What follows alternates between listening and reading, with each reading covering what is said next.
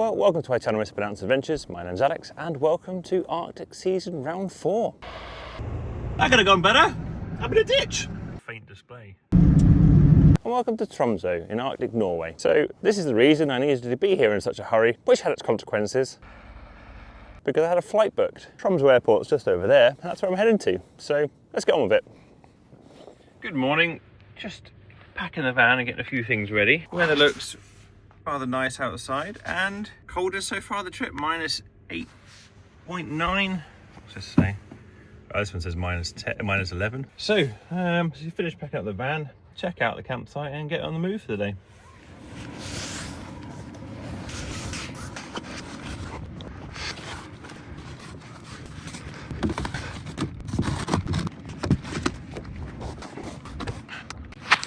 Well, it's certainly a nice day.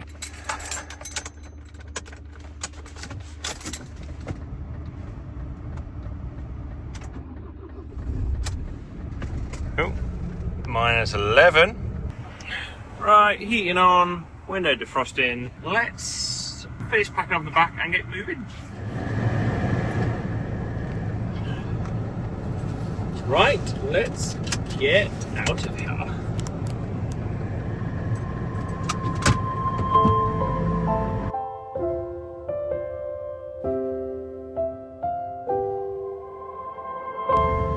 Into the tunnels.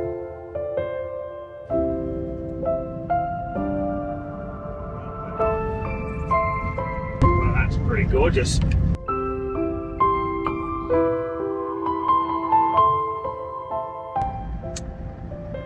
don't think you want PE3, I think.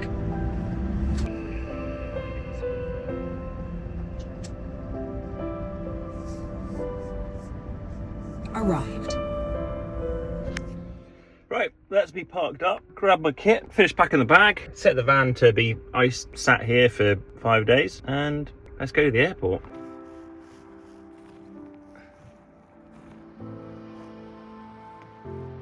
Right, the van's all locked up, all non-important systems are turned off just to prolong battery life. It will be cold whilst I'm away, but my diesel heater's got a frost mode with the afterburner controller, so it kicks on if the van reaches 3 degrees inside and turns off at 8. Hopefully that should eke out with just the diesel heater and nothing else running for, well, just the diesel heater telling me when it needs to for the next few days whilst I'm away, so I don't have broken pipes when I get back. If I do, comes that hurdle when I get there. Well, you probably can't tell, I'm extremely excited to be going where I'm going. I've been wanting to go here for as long as I can remember, and finally opportunity to go.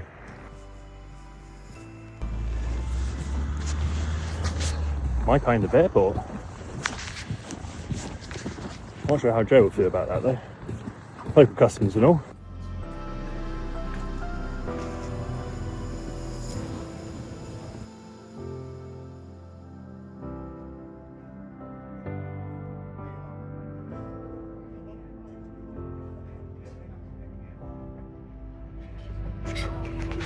Well, if you haven't already guessed, I'm flying to Svalbard. And it's already slightly not gone to plan, but nothing to do with my fault this time.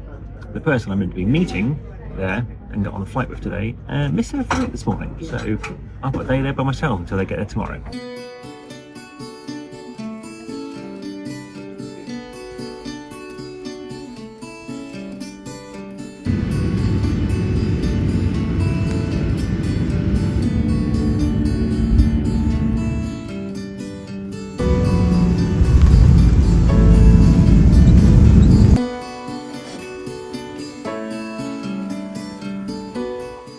Well, we've made it.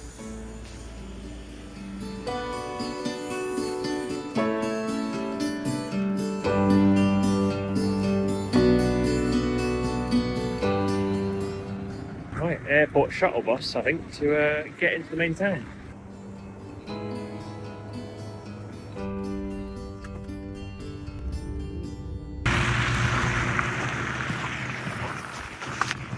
Right. Airport bus worked quite well. The person I'm meant to be here with booked an Airbnb, so I've got the login details for that. So I'm just going to go find the Airbnb and get checked in, hopefully. One of these ones down there.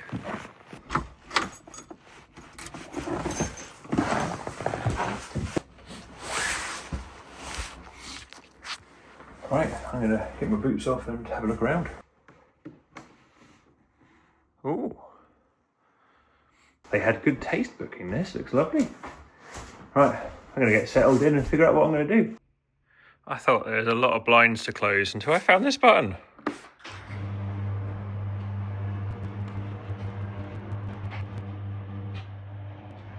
It's quite cool. So, I'm going to go for a little walk. Okay, I'm going to go find a bar and go do, and somewhere to get some dinner. Well, that looks like it's got my name written all over it. Well, watching a man take himself on the world's most northern pub crawl isn't the most interesting footage. Let's make it a bit more formative. Cheers. So I'm in Svalbard, particularly I'm in the settlement of Longyearbyen, and that's the most northern settlement on the planet, the caveat of over 1,000 permanent residents. It sits at 78 degrees north, and for reference, Nordkapp sits at 71 degrees north. Oh, Alex is off for another beer. That's one bar down. I best go research the next one now.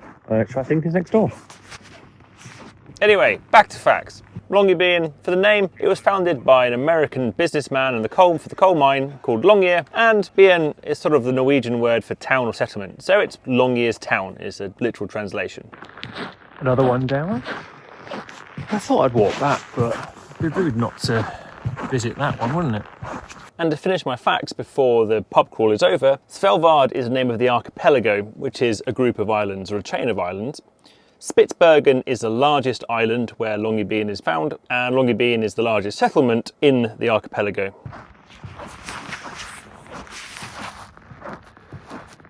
Right, last bar done for the night. Time to add dinosaur.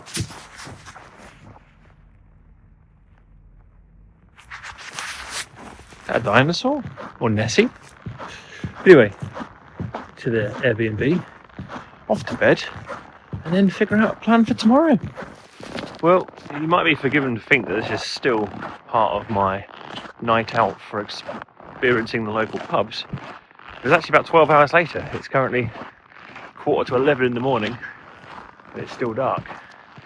But it's still polar night in Svalbard, so the sun doesn't rise. Or not for another few days. I think it's almost over polar night. Pretty cool to experience. So I thought I'd go find a cafe and get a coffee. The other reason for a coffee was I had to kill time waiting for my friend to finally arrive after he missed his flight yesterday. So they managed not to miss their plane today, and they are here now on that bus, so they should be here soon. I'm going to go meet them at the bus stop. And why am I in high vis? Because I noticed yesterday, earlier today, everybody seems to wear high vis or a jacket like this or straps, and then I looked up and it makes sense so you can easily be seen. So, and since the accommodation provides them, might as well join in. There he is.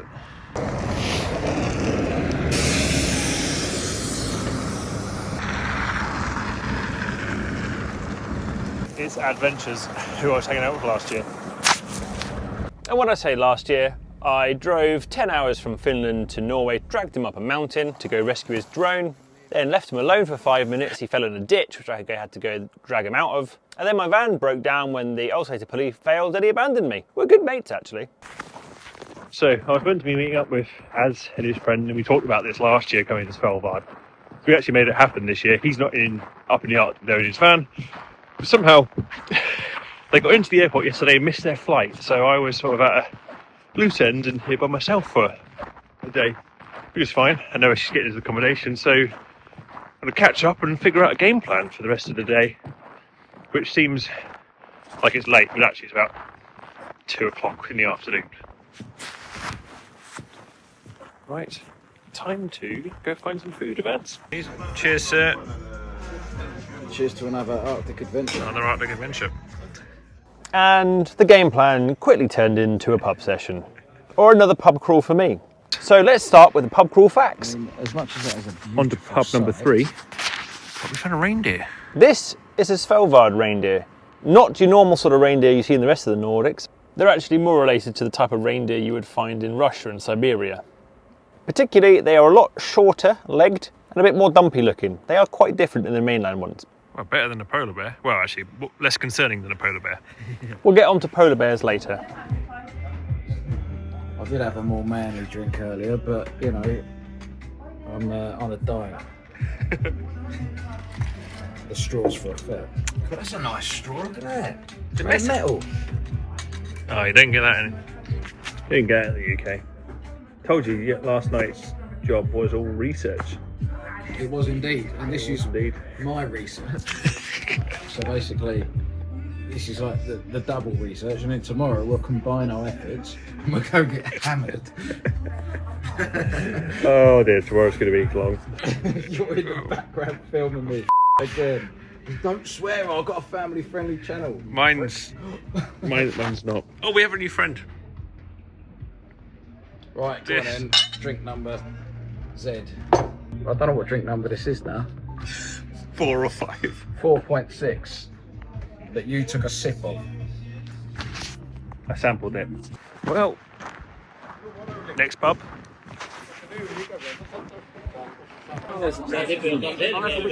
Round 4. You say round 4? Yeah. Way more than that. I don't know. We had 3 in the last pub, and that's 2. Pub 4. Well, it might look like a continuation of our night out, but it's actually the following morning at 11 o'clock. And it's still dark, although this is, I think, some of the brightest it gets here for now. And we're off into town to find some coffee.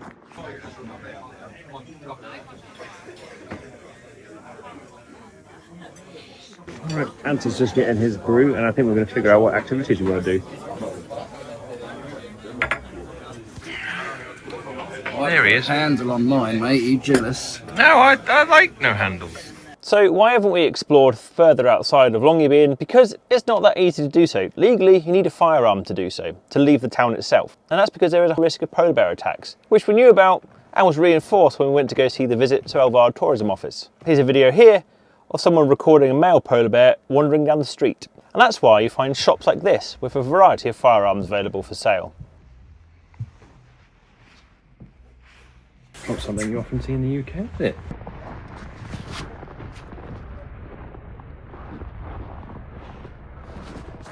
We have found the pink light district, which is his joke he made a moment ago.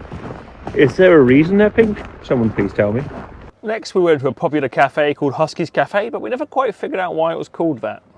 I may not be in the van, and I may be in the most northern inhabited town in the world, but we've still got cheese toasties. Well, very tasty coffee in Husky's. It's only like 2:30 in the afternoon.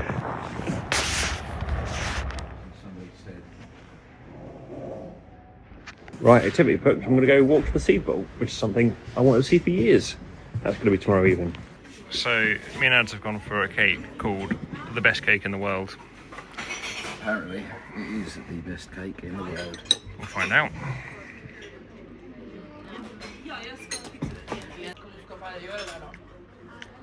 Very good. I think this entire video is going to look like I filmed it in the space of a day, because there's no day or night to sort of signify the changes. But this is now day 3 and we're out for dinner again. Spent the last couple hours just editing away on our videos. Ad's editing his ones for this, and I'm editing the falling into a ditch with the van, which was entertaining, so I could get here on time. Moose burger, and that's his pizza. That does look like the one. That looks good. Most northern pub in the world.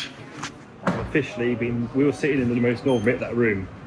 We've officially been the most northern person in the world having a pint in a pub. I feel like it's a lifelong goal complete. Most northern person on the planet at one point having a pint. No. Yeah, you can't park your dogs there. Park them by the flagpoles. I think this is definitely one of the coolest places I've ever been.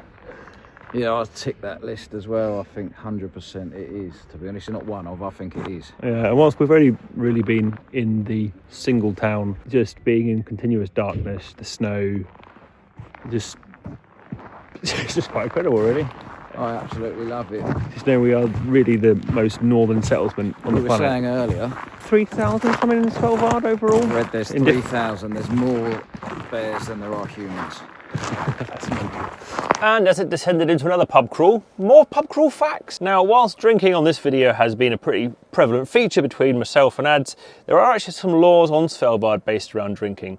So for the permanent inhabitants, there is actually a drink rationing or alcohol rationing quota for buying from the shops. According to the Governor of Svalbard website, the new updated list on that is 24 cans of beer, 2 bottles of spirit or 4 bottles of strong wine, and half a bottle of fortified wine like port or sherry, or 1 bottle every 2 months. However, I was told, just like tourists, they are freely available to purchase as much as they want from the bars and restaurants, just they're limited from the alcohol shop. Alex. The bar again. Drink number 2. 2.78. 2.78. Let's be honest, it's drink number 7. Proper. At least. And tonight definitely didn't have any more, and then we went home and went to bed and felt absolutely fine the next morning. This is the brightest we've seen it. So today's plan, this is Longyearbyen where we are. Our Airbnb is around here. We've explored sort of this area and we've not explored this area. So we're going to go for a walk up here and we want to go see some of the signs. So there's a polar bear signs of where you're not allowed to leave this area without either a guide or a firearm or I think a flare or something basically for polar bear encounters.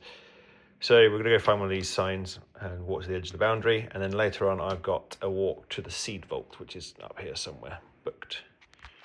So final day in Svalbard and Longyearbyen, and yeah, we'll go from there. Something to eat, which is going to be a brunch situation, and then we'll get home. This is the first time we've actually seen the mountains. This place just gets even more stunning every day.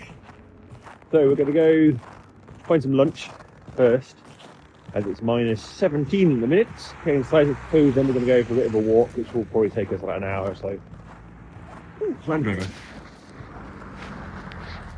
No, it's doing macro.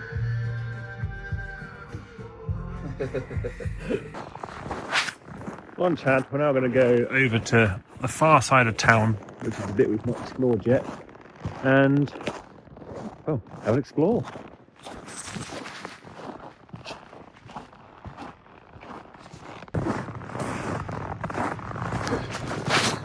Right, we're at the bottom section now, and I think this is the university. That's a cool vehicle. What's that? Play or anything, but this is what it's looking like. Yeah, got the Northern Lights at 2 in the afternoon. Well, we're getting to the end of this section of Longyearbyen. That's the brewery, and then a little bit further up here is the zone you can't leave. So we're going to go find that and then walk back. Oh, I can see our goal. I can see the polar bear sign.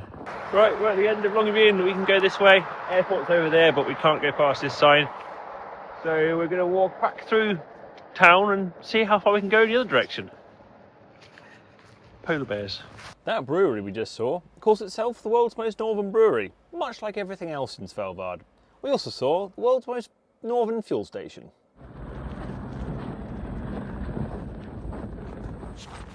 Well, almost 7 in the evening. We've had food back to the cabin and I've just changed kit because I've got a little trip planned with one of the local companies to go see the seed vault, or the Doomsday Seed Vault, which I've wanted to see for a very long time. And it is outside of the Longyearbyen area, so it's like with a guide to get there. You can't just walk. I'm going to go walk over to the Radisson now, and that's where it starts from, for me at least.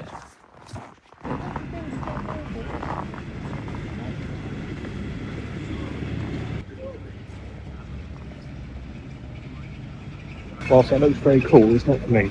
So I booked a trip with a local company called Snowfox Travel, and it was a visit and a drive up to the Seed Vault and then a walk up a nearby mountain. If you're not familiar with the Svalbard Seed Vault or the Doomsday Seed Vault, it's really quite an interesting place to look up online, but more or less it's a vault which, due to its geological location and the cold, would be a great place to store seeds from throughout the world if they ever needed to be repopulated. Well, there's the Seed Vault. The Seedveld isn't somewhere which allows guided tours internally, but there are quite a few different tours which go to the exterior to see the entranceway, because frankly it looks quite interesting. Play around outside and get some photos.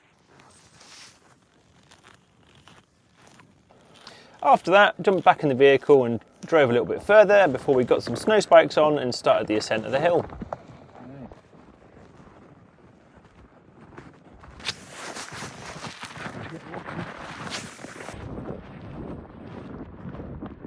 And these guys in crisis situations, they can survive without fresh water, like drinking fresh water for 2 months. As I said earlier in the video, you can see how these ones are a lot shorter and squatter with a lot shorter legs than the normal mainland Nordic ones you see.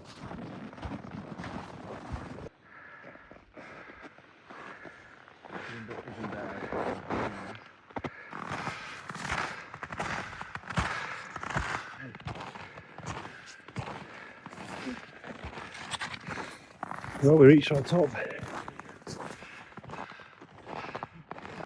What we have here, we call it reindeer blood, but don't worry, it's vegan. It's just like a blackberry juice. You have to download like approval that you're local, and then you have to show it when you buy alcohol in the shop, and they register it online. So you can buy 1 liter of strong alcohol, 24 beers per month. Wine is not limited. After our juice and chocolate stop, it was time to just go a few metres extra to get to the proper summit, where the group I was with signed their names in the logbook. The last person was here on the 20th, and that's... Before we started making our descent, the Northern Lights came out, and I was able to get a few images.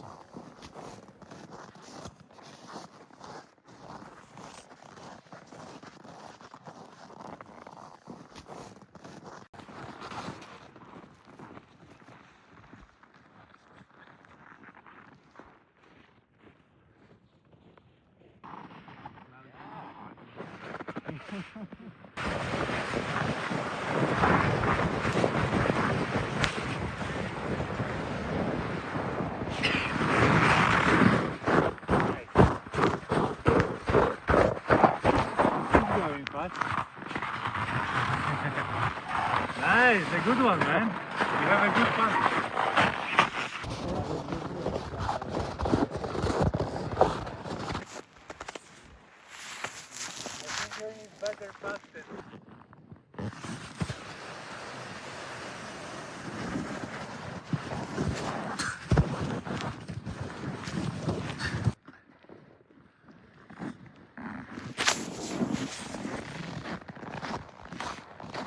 Right, all finished. That was a great little trip. I've always wanted to see the Seedveld, and a nice to walk up the hill. Good Northern Lights display. A few good photos. But yeah, that was with Snowfox Travel, which is a company we found here locally, and they're really nice guides, and picked you up at accommodation. Ed and I decided not to go for a bar crawl tonight and just go to bed and to wake up on our final day. Right, saying goodbye to our Airbnb. Bed stripped, all good. We're going to go find a coffee for a bit and then get our flight. Bit more sun today. It's a H2 Hummer.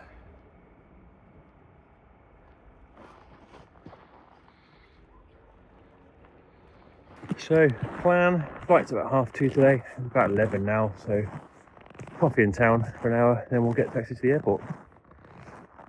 And then back to Tromsø. And then there's more plans starting from there. How did that happen? Right, final bit of cake at the cafe we've been using quite a lot.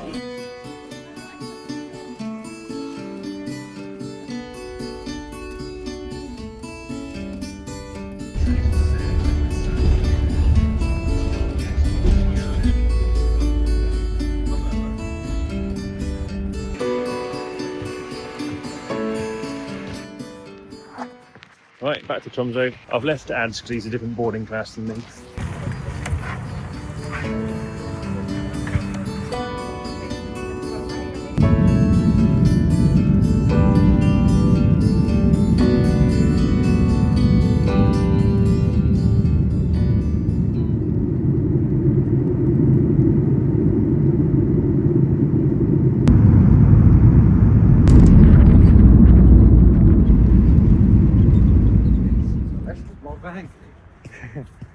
we made it to Tromsø, Ad's still with me, and we're going to go find the Yeti.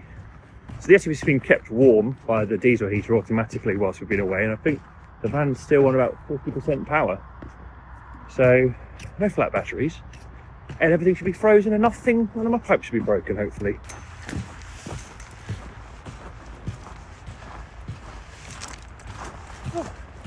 It's looking a bit frosty.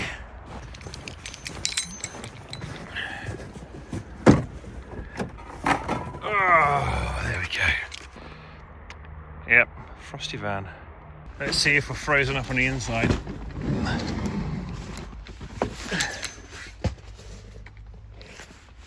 it toasty in there? It's only 3 degrees. It's not bad. Oh, let's fire up the van. Cold start it.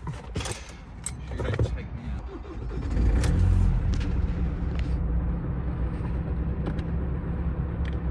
Cool, we're all good.